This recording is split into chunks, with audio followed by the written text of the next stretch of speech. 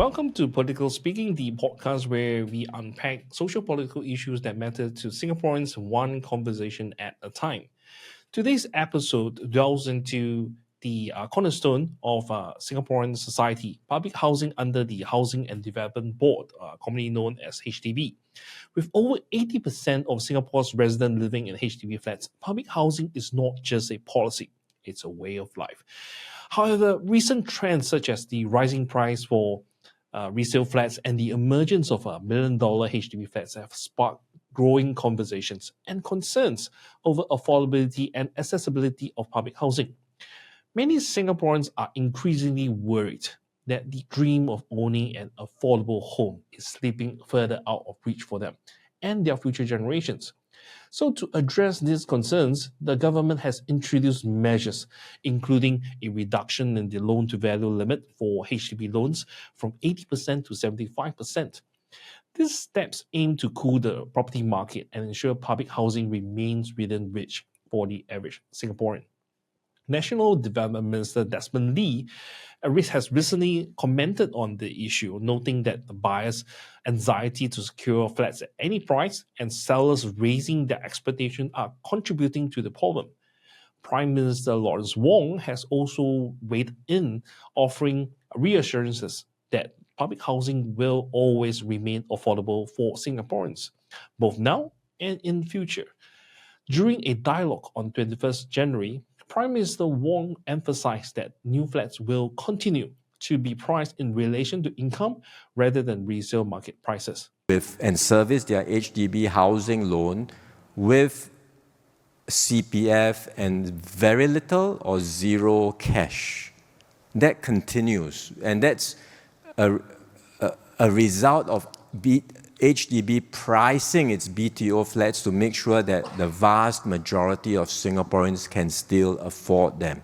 However, it should be noted that HDB on its website states that BTO flat prices are determined by first comparing with market value of comparable resale flats in the same area.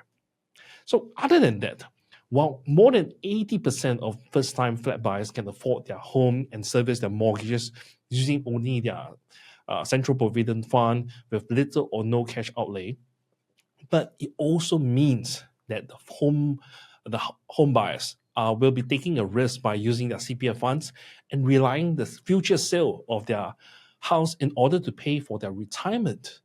And these are the key issues we'll be exploring today. Is public housing in Singapore still affordable and accessible for the average Singapore citizens? So, as you know, I'm Terry, and for the first time on this podcast, we are honored to have two distinguished guests who will bring unique perspective to this conversation. So, first off, we have Mr. Ku Swee Yong, CEO and key chief officer of International Property Advisor Private Limited, a well-respected voice in the real estate market. And we also have our well-known Mr. Leong Sze Hian, blogger and financial advisor and advocate for greater financial literacy for Singaporeans.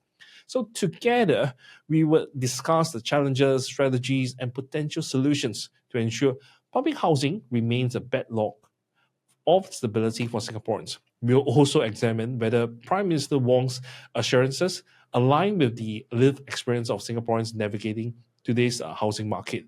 And we will dive deeper into the measures being implemented to stabilize property market in the long term. Finally, we'll also consider what more can be done to manage housing demand and expectation, especially amidst concern of rising resale prices and increasing wait time for certain BTO flats. So, without further ado, maybe can we invite Mr. Ku to chime in with his thoughts on the trend of rising prices for HDB resale price as someone from the property market? If you are asking me to have a brief summary overview about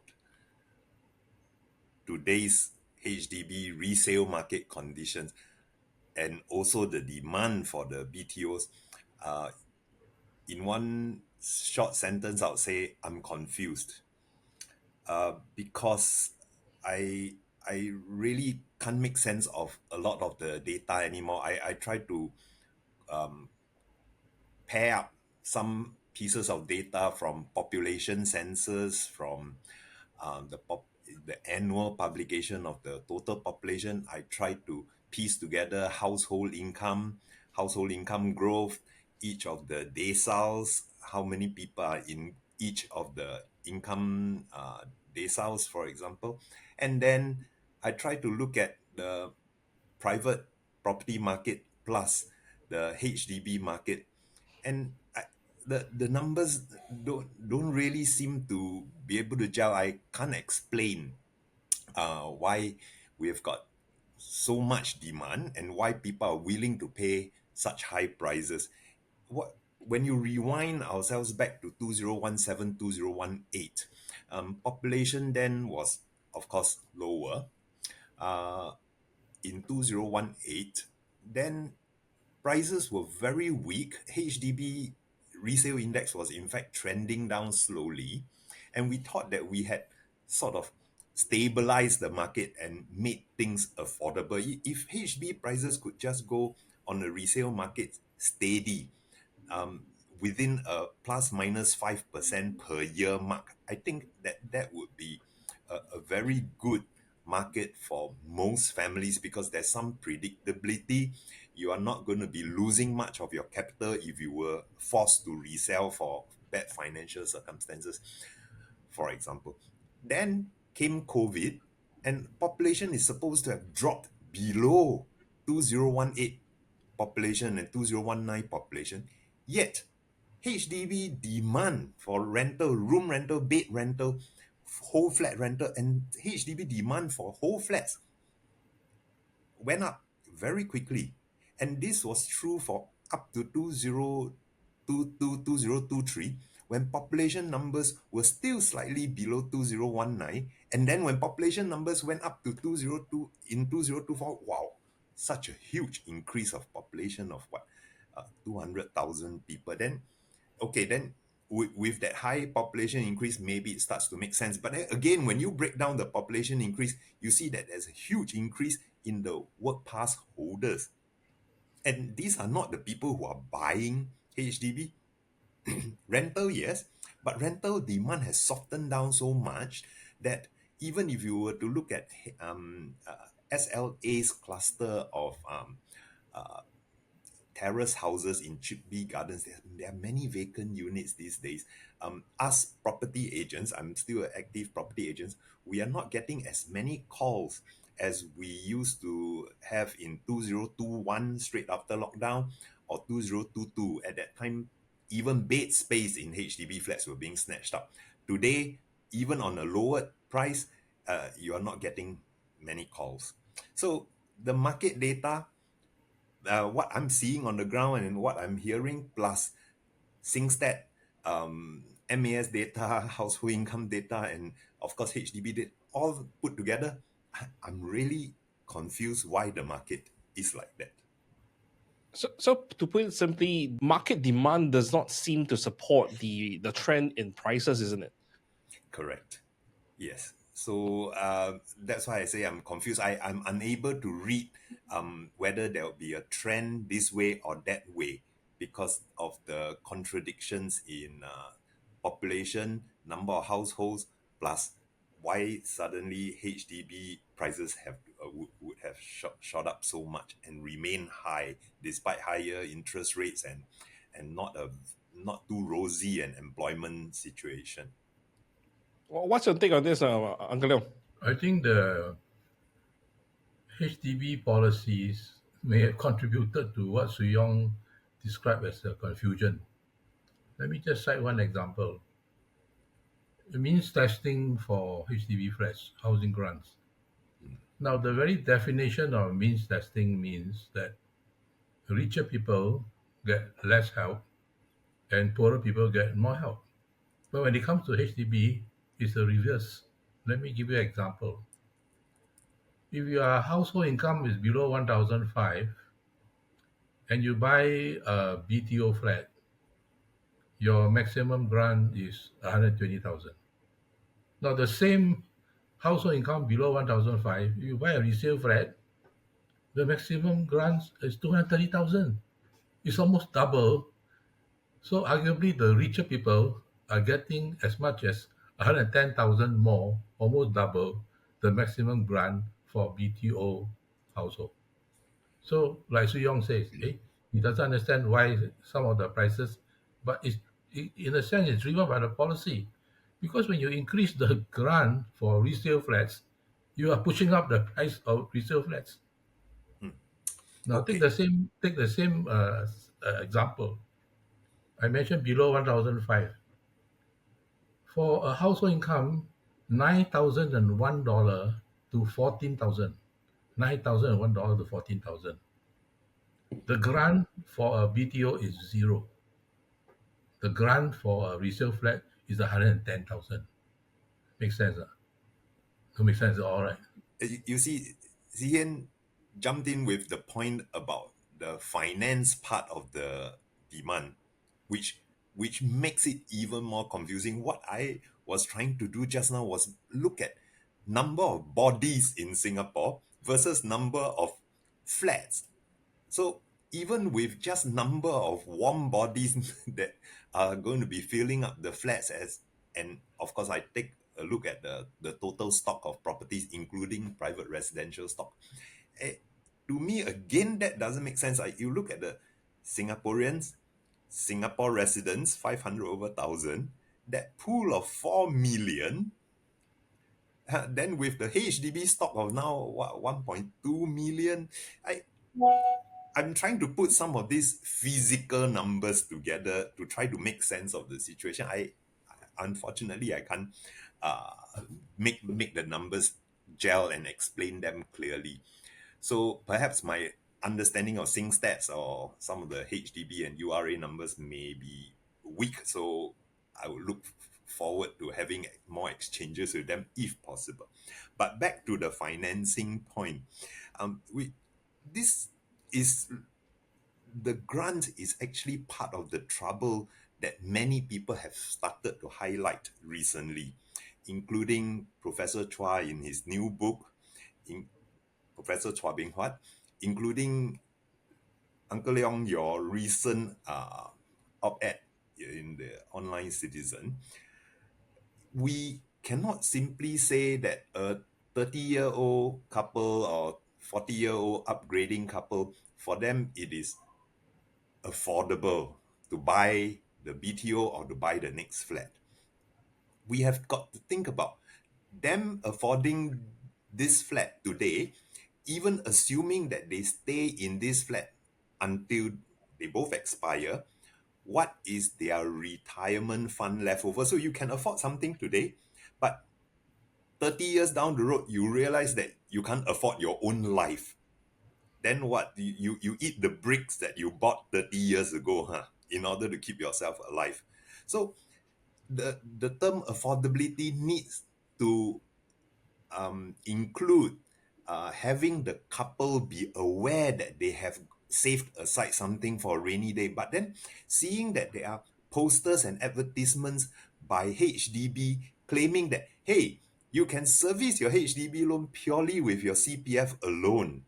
That actually scares me, because a lot of the 35-year-old families are using all of their CPF OA to pay off their HDB loans, which means by the time they are at 55 to 65, they are going to start seeing that, hey, I don't have enough in the FRS.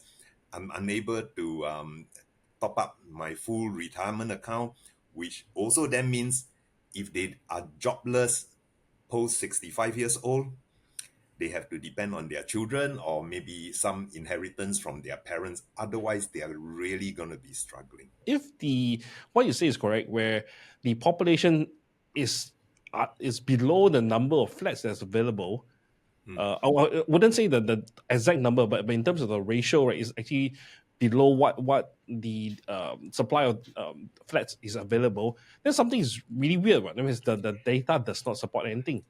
It is weird, okay?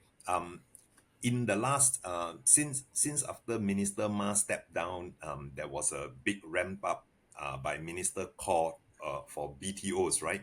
So since 2011, so let's say starting from 2012 and 13, we've been launching an average of 20,000 new BTOs a year. Now, who are the people buying BTOs? They are people who who were born 25 years, about 25, 30 years ago. So let's backtrack to 2012. How many of these couples were there? How many births were there 30 years ago from 2012?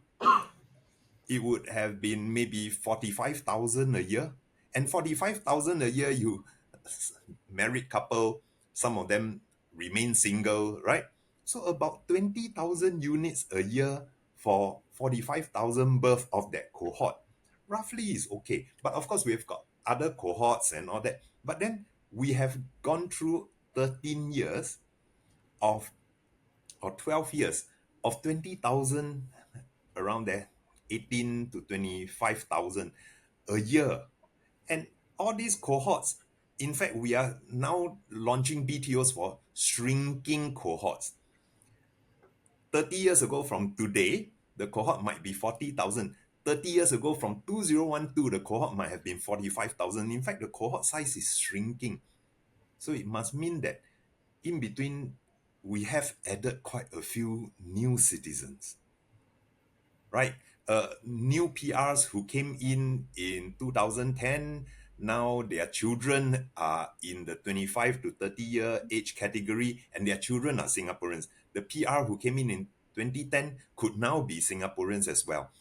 And their children are coming into the market to buy BTOs, which is why there's a consistent demand for BTOs. And these are numbers that we can't project outwards based on birth rates, because the number of Singapore citizenships being given out, whether it's to the incoming family or the incoming family and their children who are now in the BTO buying age, these are numbers that are totally unforecastable, because immigration authorities would not reveal what's the Well, criteria, well, how I many think, per year, and all that. well, I think there's a common trend, right, where it's around 20,000 a year new citizens.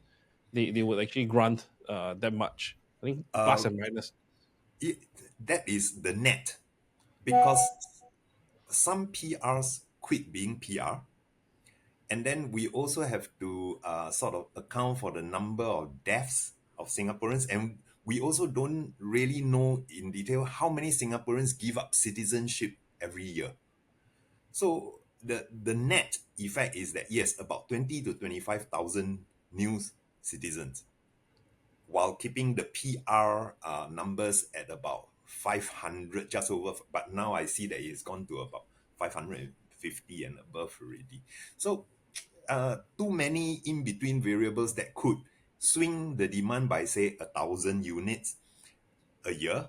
And in that case, because it is already a bit tight, there is no wriggle room at all. Once you make it slightly tighter, then prices will push up. Well, I don't know. I get this impression that a lot of the resale flats basically are purchased by the PRs, isn't it? After 3 years of being a PR, you can buy a resale flat. But I'm not sure. I do know that there are downgraders who are buying the $1 million flats, which, okay, it's understandable. You've got a condominium that is $2 million worth. Now you are maybe 73 years old and you want to downgrade in order to cash out and enjoy your lifetime savings. That's possible, but of course the rules today means that you have got to wait around a little bit before you buy the resale flat. But yes, there are rich people who do not need financing to buy a $1.1 million HDB flat. These are the downgraders. The rest of the profile somehow are, again, a bit secretive. Not many people want to say, this is my profile. I'm the guy who bought the 1.2 million flat in Dawson. Yeah. So we don't have enough clarity around this subject.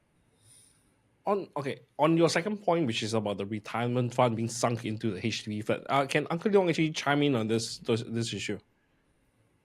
I think you look at some of the numbers, it may give you a clue to answer Swee Yong's questions. In the first 11 months of 2024, the 2-room and 3-room resale prices went up by more than 40%.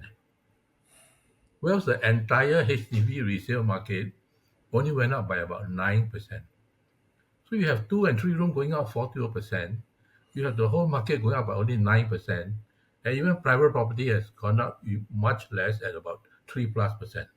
So, Swee Yong's point, maybe a lot of people have to downgrade in order to have money to retire. So when you downgrade, you want to squeeze as much money out for retirement, you have to buy the cheapest flats available, the smallest ones, which is 2 and 2-room, right? So maybe that is why the 2 and 3-room has gone up by so much. Now, if you read the media will say, oh, 2 and 3-room go up a lot because, much of the demand now is for elderly people, they don't need a big flat, or it is for single people, they don't need a big flat, okay? But quite obvious, a lot of the demand is due to people who are downgrading, squeeze as much as possible retirement, therefore buy the smallest flat, and therefore push the price of smallest flats through the sky. Now, look at the BTO numbers like Swee Yong says, okay? A lot of people are trying to downgrade to the second BTO. So that's where you have, a lot of demand. You buy your first flat, you need to cash out, but you cash out, you don't have enough to squeeze from buying, downgrade to resale, you downgrade to a BTO, and that creates another source of demand. The point about affordability, I keep reminding some of the younger people that you count the affordability for today with what your salary and your CPF contributions are. Even if they agree with me, yes, I'm not going to use up all of my CPF for the monthly payment, I'm going to keep something consistently aside in my CPF. I'm asking these young buyers, why do you want to push for the 5-room flat when really your comfortable area is a 4-room? Or if between you and Mrs. Or one of the couple may be a creative person in the gig economy sector whose income is not so stable. So one stable income, one gig economy worker, why don't you go for a 3-room instead?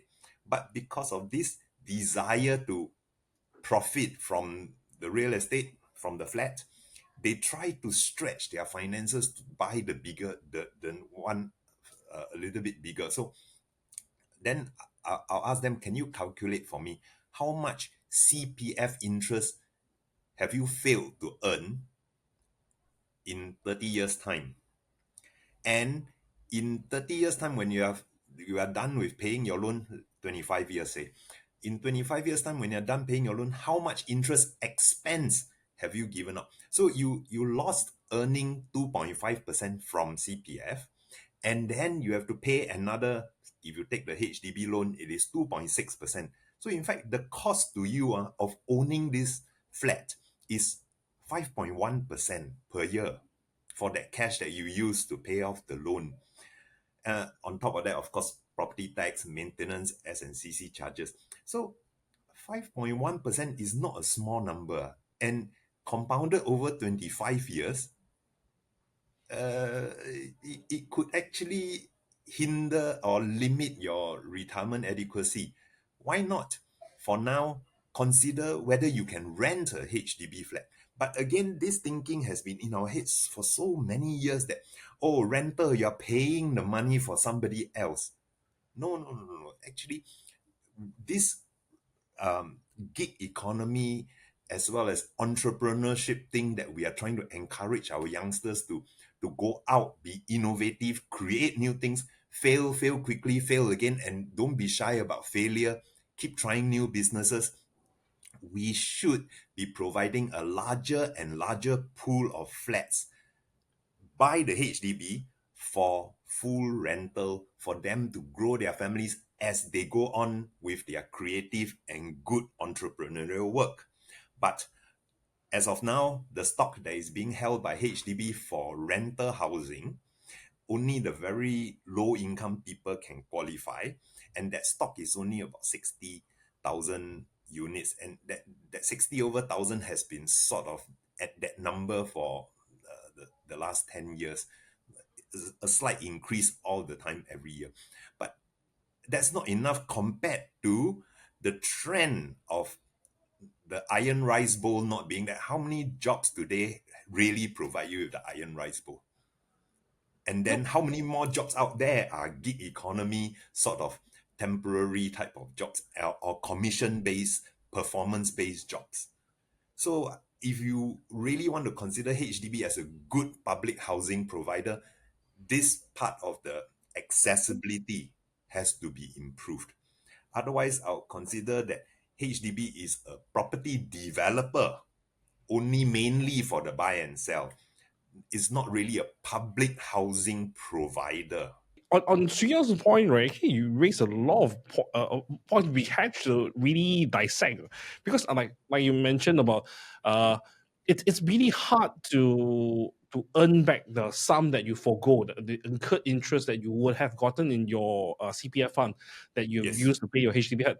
However, let's say we were to take a different approach, which is I buy the HDB flat with the mindset of cashing out immediately at the first MOP, meaning once the 5 years reach, and I just simply cash out, and then I will then use that sum of money to go for the second BTO flat, which would be a smaller flat, like 4 room or 3 room flat, and then simply just like cash out my lottery, especially for those people who are gearing for the mature. Okay, now it's not called the mature estate, but the other form of prime estate. So I think there are a lot of perception issues in the market. You know, some people think that, oh, after 5 years I can sell, make money. Then I don't even have to buy resale because very expensive. I buy a BTO. But in order to get the second BTO, you got to wait another 5 years at least.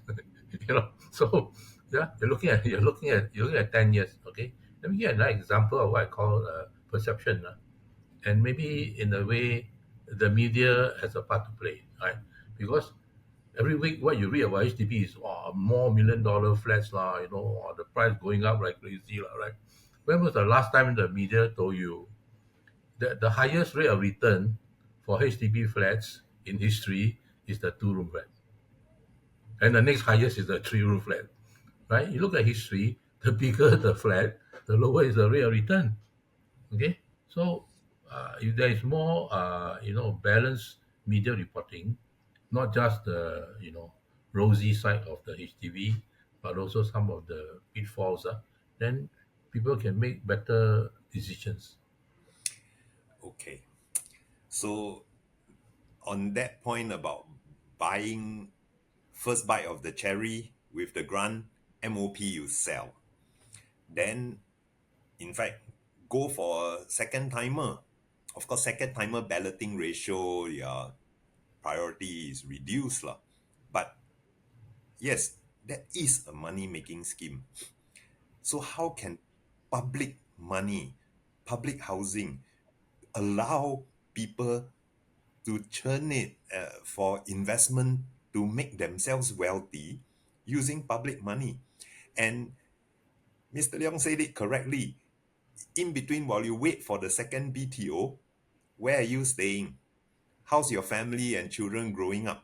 Of course, it is the wealthier families that can afford this, right? Because in between, I'm back with my parents or her parents. So this actually helps to make inequality in society worse, because only people of certain means and above can conceive and execute such schemes to make more money for their families. The people who are earning $3,000 husband, $3,000 wife, and if their parents are both just admin workers, office clerks, delivery people, that family, even with parents supporting the children, they can't conceive of such a scheme because it's very, very difficult and uncomfortable to be able to flip the first one, move in again with your parents, then after that get the second BTO, and by that time it will be too squeezy and too inconvenient. So again, these are some things that as a public housing guardian, you have to. There's some unfairness, inequitability in this whole situation. All these used to work as the country was growing in 60s and 70s and then into the 80s, right? But today, you see that the whole scheme has matured. It is about time to go back to our roots, to see how public housing should be a shelter over the heads, instead of allowing those who have, the haves can capitalize on some of these uh, advantages in the system to make themselves have more. But the have-nots are unable to, even if they can conceive of the idea and they understand it financially, they can't execute on the idea. I think what Swee Yong has described is what I call reverse means testing. Right? It's unfair, it's inequitable. You're having the rich more than the poor fella. Okay, let's look at the situation. Resale grants, household income below 1,005. The richer household who can afford the resale flat can get up to a maximum grant of 230,000. Okay, which is 110,000 more than the maximum grant for a BTO guy. Now, fast forward, he sells a resale flat, and because he's rich, he doesn't even need to buy another HDB flat, resale or BTO. He can buy a private property, and the grant no need to return. Yeah. It flows over to his private property, and then after that, when he sells his private property, he gets to keep the CPF grant plus interest. So, like Swee Yong say, we now have a very inequitable system where it's a no-brainer if you are a richer person who can afford a resale flat, right? Wait until your income very low, buy it, get 230,000 grant. After that, right, move to private property, keep your grant, keep the interest. Over to you. Yeah. If my family were rich enough, and now that my children have passed their 21-year age, I would be calculating this scheme to tell my son, hey, why don't you do this with your soon to be married wife? And then after you capitalize on it, your bank account and your CPF will be that much richer together with the grant, and as well as the profits, and then come back and stay with me, and in a few years time try for your the second timer BTO. Well, There's no restriction on the type of flat that you buy for your resale grant. So I get, let's say, in the example I've cited, 230,000 resale grant maximum. I go and buy a three-room cheap one, right? 300,000. So I'm only paying 100,000 for 300,000 flat. The gain is so much more because resale grant there's no restriction. You can buy 2 room, 3 room, 4 room, 5 room. It's up to you. What Yes, you? but when you were saying that the percentage ROI, the return on investment percentage, is high on the 3 room, most families would use that 230,000 grant to max out and buy the 5 room or the exact flat, so that even though the percentage gain is lower, but the total quantum of gain is much more. So a 700,000 property resold a few years time for 8 to 900,000, meaning a 200,000 gain, is much more likely than a 3 room flat at 300 over thousand resold for 200,000 gain, you see. Then let's, I think, inequitable on this rich family part, right? Let's look at where I think a few years ago, Professor Tommy Koh also mentioned something about our rich poor divide, and that our what's that, below the means of the poverty line, Singapore doesn't our have property line. yeah, yeah, correct. Yeah. Was it? So Are you referring to the GNI coefficient? no, but I forgot what was the context that made Professor Tommy Koh and subsequently a few other commentators mention that actually the number of people living in poverty. I think Lam Kiong also mentioned some numbers. I think it's closer to the last lower 3 deciles of our household income groups. Okay, so if that's the case, whereas in other countries maybe it is like half the median salary. If you use half the median salary, then in Singapore's case, it's more like the first 2 deciles. But we know that even up to the third decile, monthly income, monthly expenses, you basically have zero savings, and maybe you may have to skip a few meals or something lah. Okay, from that angle, the people who are allowed to rent today, they are actively being encouraged to buy, to own their own home when they are part of the HDB rental scheme. And this were described by Professor Teo Yu Yen in her books, not just book, that you are in financial situation, you approach HDB, you go under their direct leasing scheme, and then you get very low rents to help your family recover from the financial downturn. And maybe the rent was 200, 250, but they want to see that every 3 months you go back to report on your financial status, and then your job seems to be okay. Once you seem to have stabilized in terms of your income, they will encourage you to own. Yeah, I think that in this age of gig economy, transient jobs, jobs that are paying commission as well as based on performance or project-based type of thing, we ought to have a bit more consideration for families like this, instead of encouraging them to own and giving them these huge grants for buying BTO, or huge grants of 230,000 to buy a 3-room second-hand flat. We should actually encourage them that to lease longer term, because I give you 230,000 to buy a HDB 3-room, say in Toa Payoh now, the old 3-room flats are maybe at $400,000. You still have to take out a loan of $100,000, and that loan becomes your handcuff. And it is a liability that you are committed to for, let's say, the next 15 years. If say you are already at 40 years, you went into such a scheme with the HDB. And at 40 years old, you went into such a scheme with a 15-year repayment of $100,000 loan, interest expenses and all.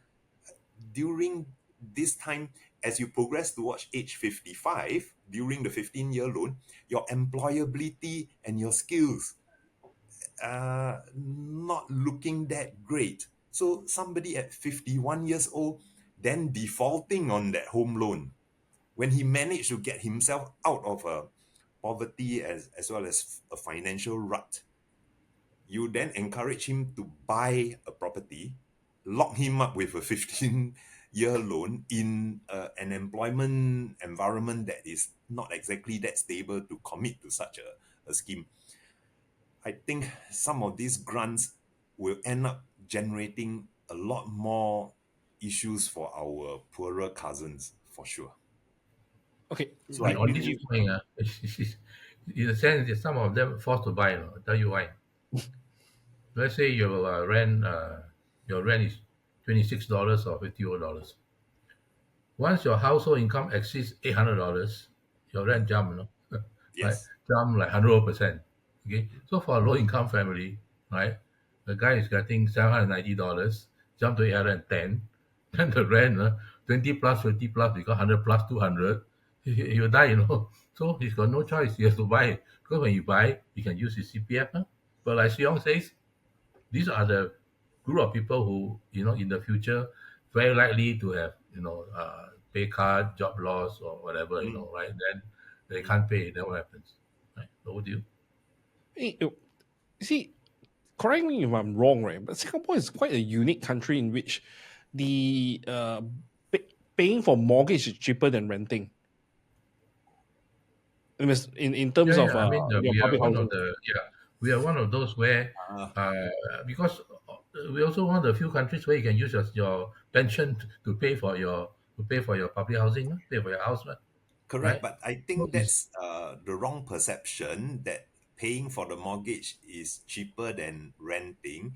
That's because we didn't take into the total cost, and the total cost is the unearned CPF, including the interest expenses. And then Yeah, you have got to pay property tax, and you have got to pay maintenance SNCC, which has a lot of grants. Like SNCC charges every year. There are some ang paos behind SNCC charges, yeah, that I waivers and agree. all.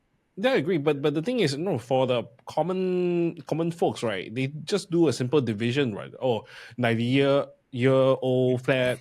I just like take 100,000 and divide by 90 year. Oh, my money rental is only how much, as compared to say if I were to go and rent from the open market, right? That would cost me like 1,000 over or even Ah, $2,000. okay. So the situation in 2017 up to before COVID in 2019, rentals of HDB were actually pretty low and reasonable. You could get a 3 room flat at $1,500, and in fact, 1,500 was the median for some entire HDB precincts, such as Choa Chu Kang, such as Jurong West, or maybe Sengkang Punggol, the areas. These places that are a little bit less in terms of jobs versus population. So it was post COVID that the whole situation about rentals jumped. But let's see what happens in the next 2 years. 4 room flats at that time in certain districts, neighborhoods were actually at 1,008 to 2,000 only, say the older blocks in Yishun. Yeah, so that's affordable. And in fact, then mortgage plus cost of ownership would probably be a little bit more expensive than renting. But then again, like I say, for the common folks, it's actually really hard to get rid of this perception that it Yeah, is actually better to own a flat yeah, because than to. immediately your cash flow is better off, So, right, who will rent because your cash flow you'll pay up more. Yeah, and when it comes to rental, right, it's always about this uncertainty of whether or not you will have your leash extended the next time. Would I be exactly. able to deal with my landlord? Yes. That's No, why the other problem I'm is the HDB public rental scheme. yes, I understand the basic eligibility requirement is still household income below 1,005. Hasn't correct. changed for decades, right? Exactly. So So, that's why so, there's- I'm so they have no choice. advocating I'm advocating that as the world's largest single developer, they actually have the muscle and the ability to keep 20% of the total stock for long-term rentals. And this would be really great for our entrepreneurial pursuits. And then you fix it that way, they become a reasonable landlord. Who is going to finance it? Of course, the question that is coming back and hurled at me all, oh, who's going to finance it? No need taxpayers to finance, because at the cost of land and the cost of construction with their economies of scale, HDB could build them and then lease out, and then you could put it under a REIT, and outside investors could still be getting a reasonable payout of 4 to 5% from these tenants who are renting long term from HDB stock. See, it is just a bond-like thing that is fixed. You don't even need to trade this REIT on the open market where the REIT prices might go up and down. You just keep it as a private REIT, non-listed. Anybody who subscribes to the REIT becomes an investor, and then the rentals from the tenants pay off as coupons and dividends to the investors. And there you have it, 200,000 units worth of 3 room, 4 room, 5 room to cater for different family situations and demand, including me. Let's say if I were sued to bankruptcy when I'm 73 years old and I need a roof over my head, right? So, as a public housing provider, I think that this aspect of it got to be reconsidered, especially as the society ages, and then aging society going into a gig economy world. Whoa. But don't you think that In this this is like. connection, the HDB always say the more flat we provide, the more money we lose. Right? Look at the last annual report. Say we lost a record $50 billion. But you look at page 60 or 61 of the annual report, they also paid more than $6 billion to the Singapore Land Authority, right? Ah, So you you see, look at the cash flows, right? the The the more flights depreciation they offer, the more money they lose. Over to you. the depreciation every year of the life of the 99-year lease, that depreciation is credited back into the reserves somewhere else because the government and, well, HDB's sister organization, whichever that organization might be, is owning the freehold rights to the land. So when I depreciate something, I have got to take down the value from one side. What about the other side of the balance sheet has to be credited, right? Where does it go to? So the reserves. So in fact, when they lose this much, and also some of the losses could be the depreciation of the land that it is sitting on, it is then credited to another organization outside of HDB. So net, I think the state still wins because property valuation didn't plunge.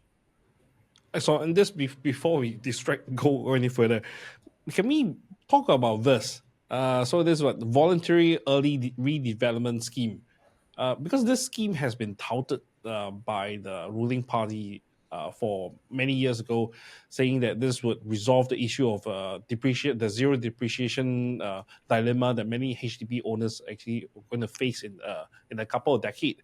So I suppose there has not been any details coming from this on this scheme yet, right? No details except that uh, between then and today, looking at what the private market has done, we have seen many more examples of, in the private market, en bloc sales, despite quite large windfall sums. For example, Peace Center went en bloc. Each of the owners, especially owners who have held it for 20 years, they actually all have significant capital gains. But yet, Peace Center went through 3 or 4 rounds before they could find a successful buyer because there's disagreement about the price that they'll be selling at, right? So now we have a voluntary scheme. Unlike SIRS is more compulsory, sort of once majority in the neighborhood agrees. Here is a scheme which is supposed to be voluntary, meaning you first have to kick off uh, with enough people agreeing and then subsequently probably call for a formal vote.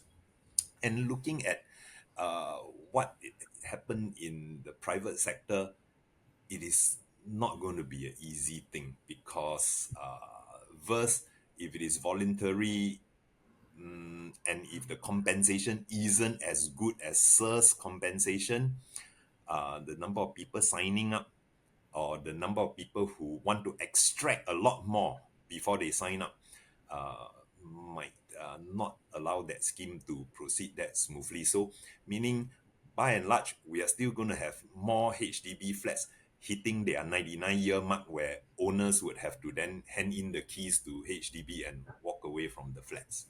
Yeah, because you have this mix of different residents where some are paying through cash, some are paying. They already have their retirement sum. Then you Yeah, have that group that basically sunken in their retirement fund into their HDB flat, which who have to actually cash out the amount. So you have such a wide mix of individuals and different what's that, different life expectation. yeah. So having it voluntary actually would make it very hard to make anything come true, isn't it? Correct. And then where are you going to move to? Some people might have to sort of compromise on their work life by having to travel further or by being further away from their relatives and loved ones. So the overall scheme hasn't provided any more details since 5.5 years ago when it was announced on National Day rally. Would you say that this is just a stopgap policy where they are just saying that we're going to have this plan, but then there's no concrete ideas of actually how to resolve the situation? But it is the clock is ticking, and the in 1970, between 1970 to 1979, that's about 50 years ago, we built already about 200,000 flats. So there are 200,000 flats in existence today that are at the 50-year mark. And so within the next 20 years, verse is supposed to happen. And so a flat buyer buying an old flat today, let's say he's 65 years old and he's a downgrader, and he downgrades to one of these Toa Payoh Lorong 1-4 type of old flats, or Queenstown or Commonwealth type of old flats. What will happen in 20 years' time? Because if he's 65 years old today, he can downgrade in full cash, but in 20 years' time, would it be an inconvenience to him when his bones and his health may not be very suitable, good for this move? But Swee Yong, Yeah, a few years ago, you had the Ang Mo Kio SIRS issue. Yeah. So that gives us a clue that verse may not work at all. Why? In the past history, whenever you have SIRS, people will celebrate, oh, I got new house, I got compensation, right? But Yes. then you have the Ang Mo Kio SIRS issue a few years ago. Oh, some people have to pay as much as $100,000, not get compensation, they have to pay up to as much as 100,000 in order to do the search net. So big who are, right? Debate in parliament, petition, and all that. And why did that happen? Because after it was announced or reminded in 2017 March that, hey, your HDB at 99 years will become zero. So you find that after that, once a flat is like more than 40 years, the price start dropping. So if they use the same formula they have always used for years, and the older flats are dropping in the SIRS, and then your flat that you are replacing is back to resale prices, as a BDO, then you have this gap where some people have to pay money in order to do SIRS. Now, it has been said that verse will be verse will be even less favorable by SIRS because the compensation will be less. So you look at the Ang Mo Kio issue, if verse is going to be less than SIRS, and the SIRS Ang Mo Kio was such an issue, will verse work? Over to you. So let me just get to this, the crux of this issue. The issue here, right, is not about like having a flat depreciating to zero, because everyone brought with this. I think most people had this understanding that by end of 99 years, there's no value. But the issue here is, right, that over the years, over the decades, the cost of the HDB price has gone so much that people had to dig into their retirement funds to afford the HDB price, and then having to cash out their HDB flat in order to offer for retirement, because those flats. I mean, when people brought their flats in the 70s, 80s, right? You're talking about for a 4-room flat, 5-room flat. You're talking about just maybe 30,000. $20,000, even, right? So that amount, right, means bring to today, that's chicken feed, and which is why also a lot of people profited a lot when their flat were subjected to SIRS. The issue here is for those couples who have brought their flats at $300,000, $400,000, or those people who brought DBSS at $800, $700, $800, and all this money, all this costs are actually paid using their retirement fund, means from their CPF. So with the compounded effect of the interest, the losing out on the interest in CPF, so they stand to lose a lot more if they are unable to realize the gains from their property purchase. I think that's the crux of this whole depreciation issue, because for those older flats that are going to reach their 99 years soon, actually, unless those the current property owners are those who purchase as a resale flat, meaning those people who brought, like, say, 200,000-300,000 for a flat that used to cost $220,000, those are people who will suffer. But those previous owners who purchased at the very beginning, when public housing is public housing, I think that the issue is not so amplified. You are totally correct, but people are not able to see things further down the road. So let's use your example and make it more concrete by saying Pinnacle at Duxton. Mm. the person who bought Pinnacle at Duxton at BTO probably can retire pretty comfortably. The person who bought Pinnacle at Duxton today, it is already about 15 years of age. You have got a buyer today who bought at $1 million, say he's 40 years old, and then by the time he's 65, that's 25 years from today. 25 years from today, Pinnacle at Duxton is at what age? Also about 40 years. Then the remaining life is 59 years. Can he resell it at $1 million at that time? Not sure. What's the chances that he can resell at a profit? And then he has used so much of his CPF money and losing out the interest, plus he has paid a lot of interest expenses in the next 25 years because he bought today at $1 million. He probably borrowed 600,000 for it. So when he reaches 65, property value then might have been peaked. And then he's looking at how his retirement cash is. He'll realize that his CPF OA is actually very low.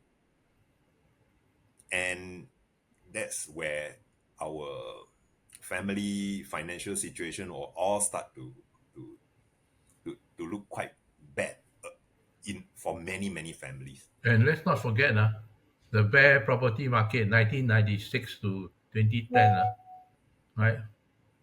14 years. HDB prices fell by as much as 30-40%. There's no guarantee that when the time you need the money, that you can sell it and make profit that you like. Okay, and of course, the issue is that for a long time the narrative was, oh, it's asset enhancement HDB, the price will never go down. Over to you. Let us perhaps go back to where the focus of our discussion is. Is HDB still affordable for Singaporeans? Based on the very narrow definition of affordability today on the couple's income and balance sheet, yes, it is affordable. But if you look at the life cycle of ownership, total cost of ownership for this couple who is going to be retiring in 30 years, then I think that as an overall affordability plus retirement adequacy consideration, maybe the price levels today are not favorable. It's not just the price that's the consideration. It's also in terms of having the couple being less risk averse, having the couple being stuck in a cycle in which they are fearful because they have to finance their mortgage. Yes. Business ventures or a 35-year-old couple already with a child with his flat, if they, one or both of them, are able to take time off for 3 to 5 years to go into their PhD research and come back with an additional degree, today, because of the handcuff of the loans, even if they were offered a PhD by a prestigious institution, they may not go for that higher pursuit to improve their lives and their intellectual value, because of the home loan. Now, this is one reason why couples postpone having kids. You see, policy changes make HDB not affordable for more people. Let's cite the most recent one. Down payment increase, okay, from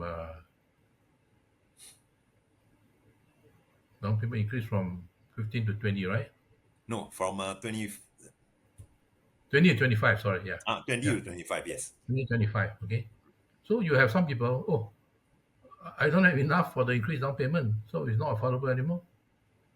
Then because the down payment increase, your loan, right? What if you don't have the income to qualify for the loan? So policy changes can make HDB not affordable for more people. So my question to the to two panelists, right, would be: do you think that the public housing policy has strayed off from its objective? That means over the past couple of decades. I think we should go back to our roots of having public housing be a roof over the heads of families to keep us warm and comfortable. And we should actually remove the profit and wealth building motive behind public housing. Let's disengage these two.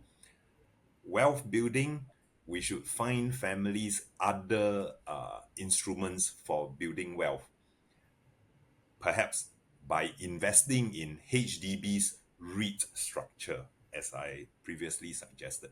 But keeping families warm, stable, for them to grow old or grow their children in, that should be the basic premise of public housing. And that's why just now you wanted to ask about, do you think it is affordable? Now the next question then, is it accessible? I think that as a public housing guardian, HDB and Ministry of National Development should make public housing more accessible by putting in more thoughts on the rental housing scheme, giving access to more people. So whether you're a young family or whether you are a retiree family, you can think about doing a long-term rent using HDB's stock of flats. And that would mean that it is really accessible. Right now, accessibility is only discussed on a purchase of BTO or a purchase of resale. Then that's too narrow for public housing discussions. Uncle Leong? The current rate of increase of HDB prices and pegging the BTO price to resale prices is not sustainable. So what can we do? What's the solution? Here's a suggestion for you. We can try to gradually reduce the land cost that's being charged into the BTO price. For example, the land cost component, the BTO price may be 30 to 40% today. You gradually reduce it for a start maybe by 5%. You see how the market reacts, you see how the people react, and it will moderate the increase in the HDB prices, so that at the end of the day, the prices for both BTO and resale will not go up as fast as they are going today. No, isn't this the argument where, or the proposal that's coming from SDP and like in some other parties, in which there should be a separate market? That means those people who wish to sell their HDB flat, that means you have a market. Those people who wish to purchase with the idea that you would not be selling it to the open market, you'll be selling back to HDB, there's a separate market. Because Yes. ultimately, it's really about the public housing, and people just want to buy a place to stay in and not to speculate. But of course, I think Uncle Leong has said that before, that going into such a policy might then trigger a collapse of the housing market. If that's what we are going to say every time, going into this new scheme might kill something. So no sacred cows would ever be slaughtered.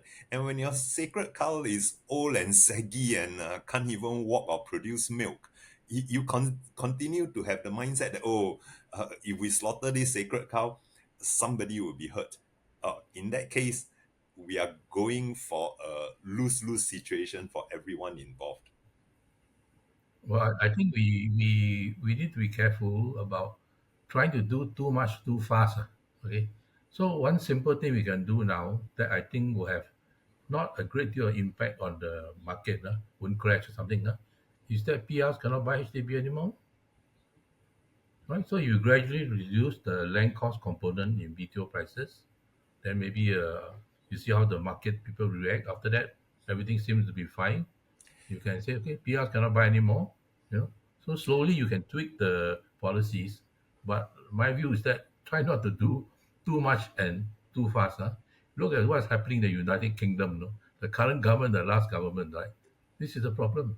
Trying to do too much too fast. So what do you say? PSP's proposal about paying back a certain levy on the profit of the resale, that actually works too, because that levy thing would clamp down, would minimize the profit motive, because the seller knows that a huge part of the profit portion would have to be paid back.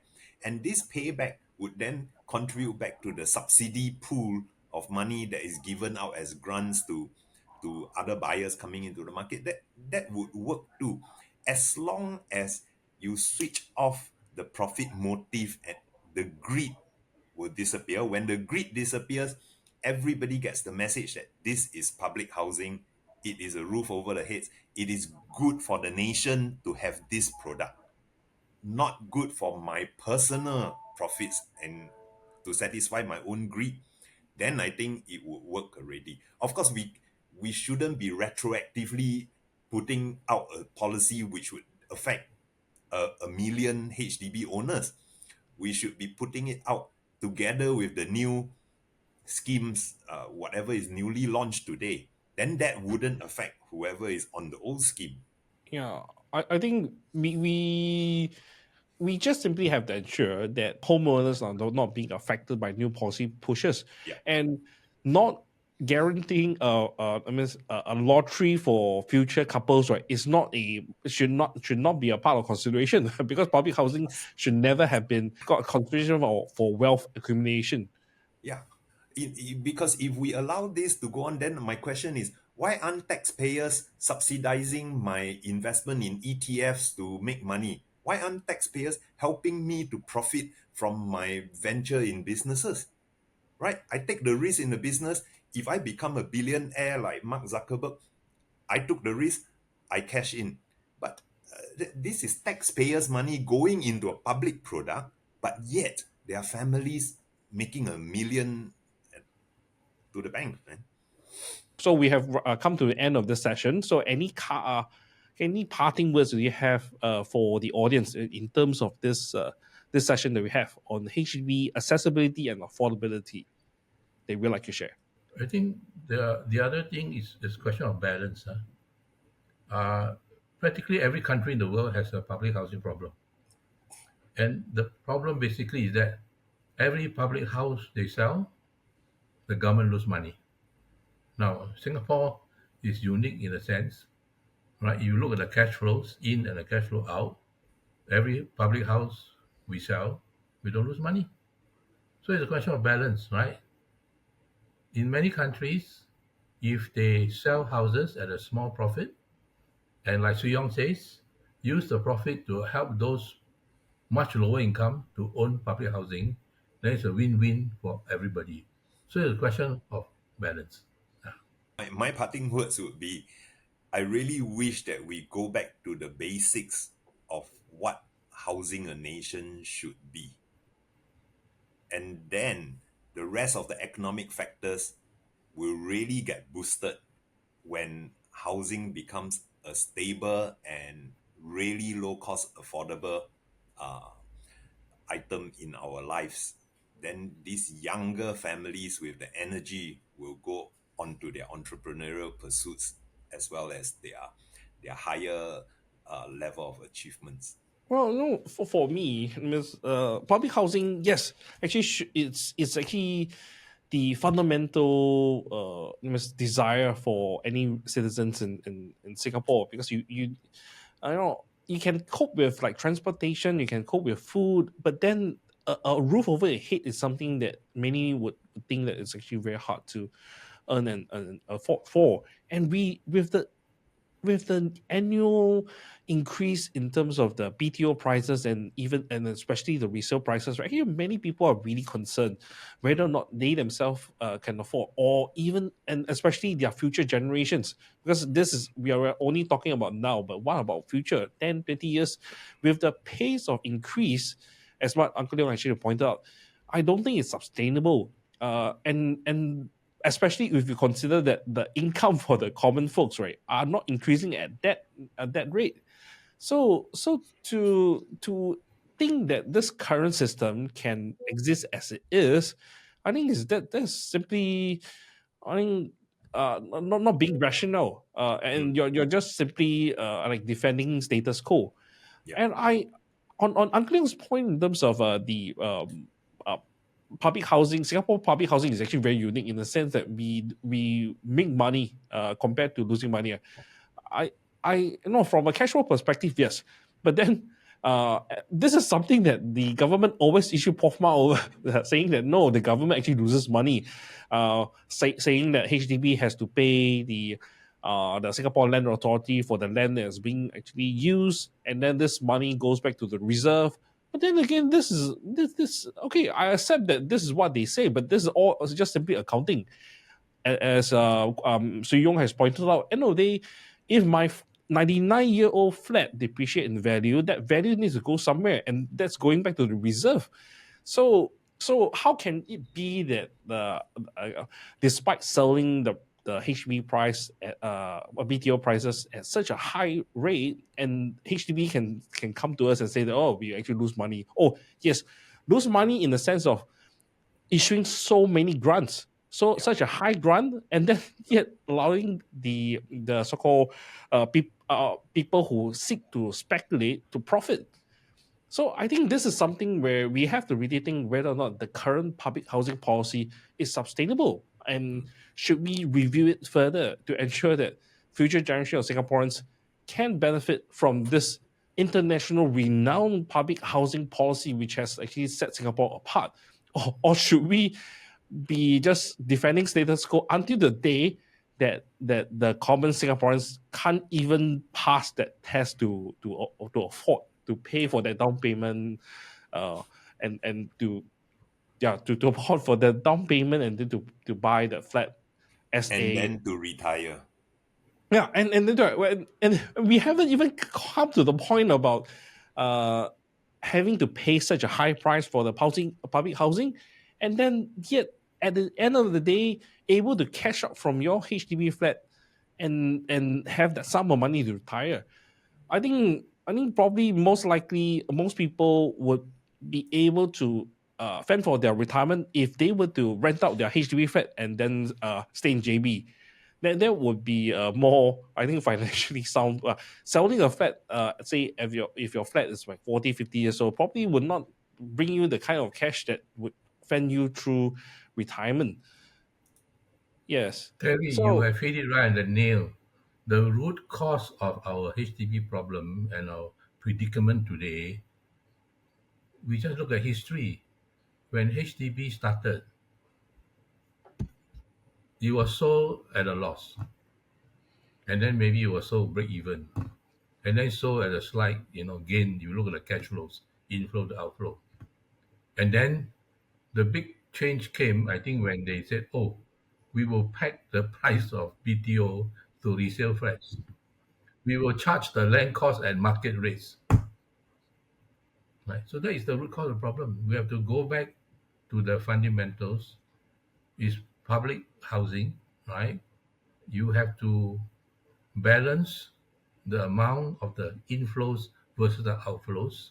Sure, as long as the inflow exceeds the outflow, you can build as many flats as you like, because every flat the inflow is not an outflow. But you can't have a current situation where the gap is so wide that it becomes unaffordable. So please, I suggest gradually reduce the land cost component that is charged to BTO flat prices. hey, thanks, Uncle Leong, for chiming in for your last bit. So that wraps up today's episode of Political Speaking. So we have covered a lot of ground in this rounds of discussion on the affordability and accessibility of public housing in Singapore. A big thank you to our guests, Mr. Ku Swee Yong and Mr. Leong Sze Hian, for sharing their invaluable insights and expertise on these pressing issues. Public housing isn't just about bricks and mortar, it's about the people and the families who call HDB flats their home. And as we continue navigating the challenges of the rising prices of it and evolving policies, one thing is clear. Keeping housing affordable and accessible is vital to maintain the social fabric of Singapore. If you enjoyed this episode, don't forget to like, share, subscribe to our channel and help us spread the word and join us in this in sparking meaningful conversation on the issues that matter most. You can find us on all major platforms, Facebook, YouTube, TikTok. So hit that subscribe button and stay tuned for more episodes. We'll be back soon with more guests, insights, and more discussion on the policies that shape our nation. So until next time, thank you for tuning to Political Speaking. And also thank our guest panelists for today. So we'll see you the next episode. Bye-bye.